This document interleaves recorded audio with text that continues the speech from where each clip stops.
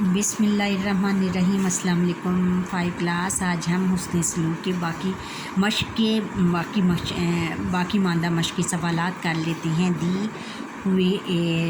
دی ہوئے مثال کے مطابق 5 مرکب الفاظ لکھیں اور ان کے جملے بھی بنائیں۔ الفاظ جملے انہوں نے ایک کر کے دکھایا ہوا مثال دی ہوئی ہے کہ مرہم پٹی، زخمی کی مرہم پٹی کر کے اسے گھر بھیج دیا گیا، اور اس کے باقی جملے ہم نے بنانے ہیں۔ شکر گزار، میں آپ کا شکر گزار ہوں۔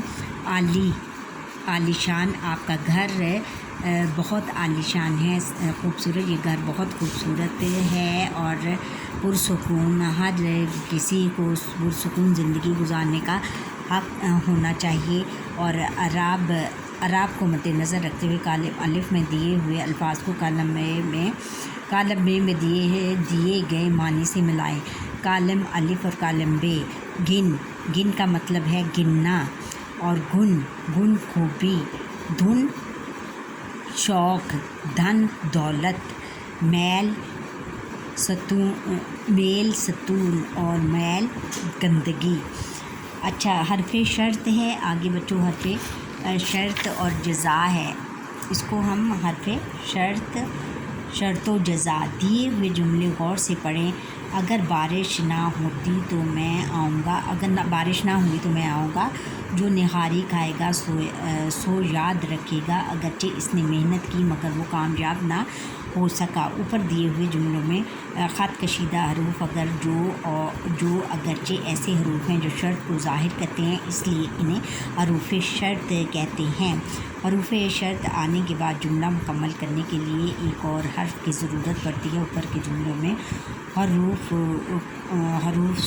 تو، سو، مگر ایسے حروف ہیں جو حروف شرط کے جواب میں لکھے گئے ہیں، انہیں حروف جزا کہتے ہیں۔ حروف شرط و جزا جس جملے میں آئیں وہ جملہ عام طور پر طویل ہوتا ہے اور 2 حصوں پر مشتمل ہوتا ہے، یعنی جو جملہ 2 حصوں پر مشتمل ہو اور ان کو جوڑنے کے لیے جو حروف ہم استعمال کرتے ہیں ان کو حروف شرط و جزا کہتے ہیں۔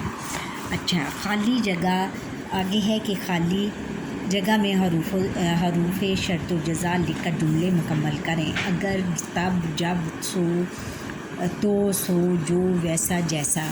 اچھا، اب ہم نے یہی لفظ لگا کے خالی جگہ پر کرنی ہے، جیسے ڈیش بارش ہوگی، ڈیش ہریالی ہوگی۔ اگر بارش ہوگی تو ہریالی ہوگی۔ ڈیش بو گے، ڈیش کاٹو گے، جو بو گے سو کاٹو گے۔ یہ محاورے بھی ہیں، انہوں نے اس میں کچھ محاورے بھی دیے گئے ہیں اور ان کو خالی جگہ کے طور پر استعمال کیا گیا ہے۔ یہ بھی محاورہ ہے، جیسا ڈیش کرو گے ڈیش بھرو گے، جیسا کرو گے ویسا بھرو گے۔ ڈیش وہ وقت پر دوا لیتا، ڈیش جلد صحت یاب ہو جاتا۔ اگر وہ وقت پر دوا لیتا تو جلد صحت یاب ہو جاتا۔ پڑھیں۔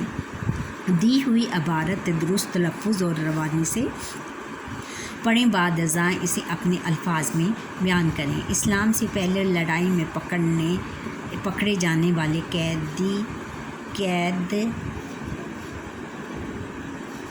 قیدیوں کے ساتھ بہت برا سلوک کیا جاتا تھا۔ حضرت محمد رسول اللہ خاتم النبیین صلی اللہ علیہ وسلم نے قیدیوں کے ساتھ اچھا سلوک کرنے کی تلقین کی۔ مسلمانوں نے بدر کی لڑائی میں کچھ کافروں کو پکڑ لیا۔ آپ صلی اللہ علیہ وآلہ وسلم نے صحابہ کرام رضی اللہ تعالیٰ عنہم کو بتایا کہ ان قیدیوں کا خاص خیال رکھا جائے، چنانچہ صحابہ کرام رضی اللہ تعالیٰ عنہم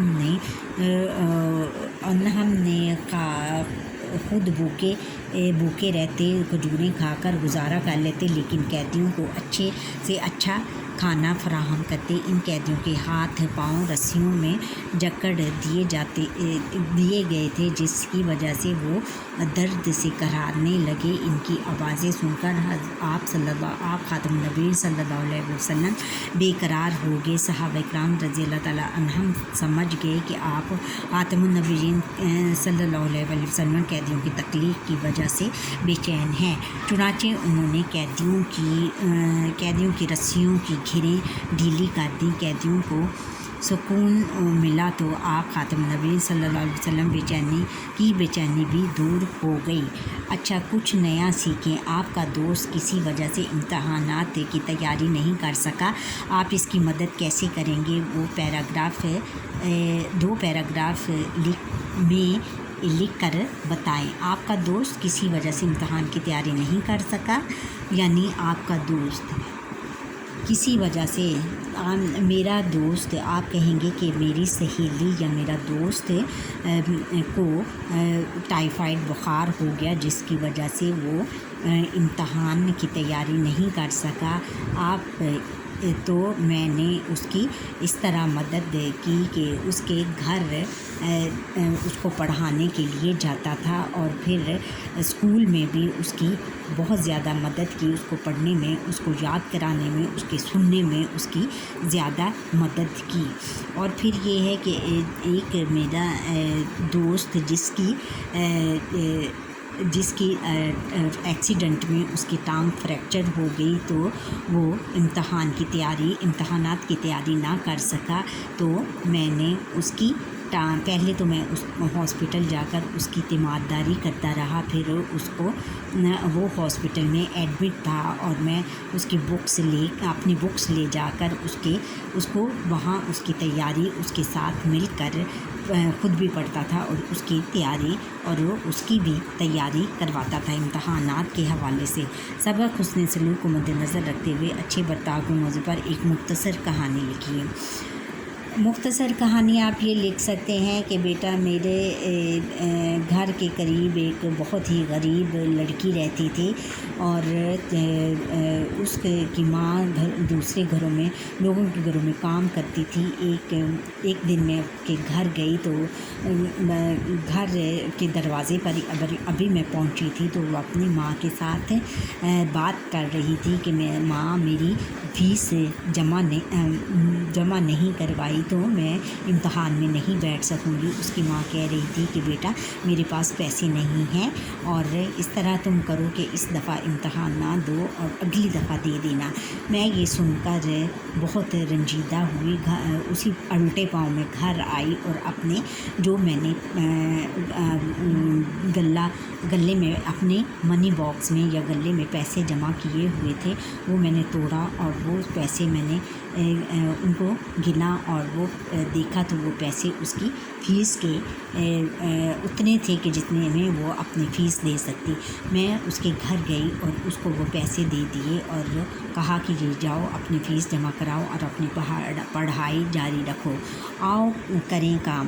अपने दोस्त के लिए एक कार्ड बनाएं और इसे रंगों रिबन या फिर किसी और चीज़ से मज़य्यन करके यानी सजा कर